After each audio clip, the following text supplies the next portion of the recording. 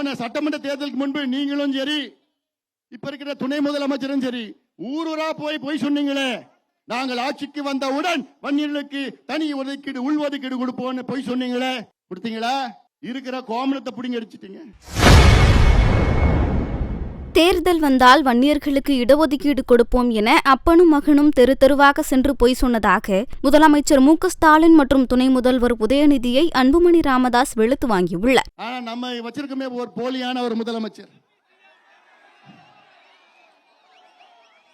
தேர்தல் வந்தா வன்னியர்கள் ஞாபகம் வந்துடும், அவருக்கும் அவர் பிள்ளைக்கும். விக்கிரவாண்டி இடைத்தேர்தலில் தெரு தெருவா வந்து சொன்னாரு ஸ்டாலின் அவர்கள், நாங்கள் ஆட்சிக்கு வந்தவுடன் இந்த இடைத்தேர்தல் இல்லை, இதுக்கு முன்பு நடந்த இடைத்தேர்தல், அப்பப்ப இடைத்தேர்தல் வந்துட்டு இருக்காங்க. அதுல நாங்கள் ஆட்சிக்கு வந்தவுடன் வன்னியர்களுக்கு தனி இடஒதுக்கீடு கொடுப்போம் என்று தெரு தெருவா போய் சொன்னீங்களே ஸ்டாலின் அவர்களே. போன சட்டமன்ற தேர்தலுக்கு முன்பு நீங்களும் சரி, இப்ப இருக்கிற துணை முதலமைச்சரும் சரி, ஊரூரா போய் சொன்னீங்களே, நாங்கள் ஆட்சிக்கு வந்தவுடன் வன்னியர்களுக்கு தனி ஒதுக்கீடு உள்ஒதுக்கீடு கொடுப்போம்னு போய் சொன்னீங்களே, கொடுத்தீங்களா? இருக்கிற கோமணத்தை பிடிங்க அடிச்சிட்டீங்க.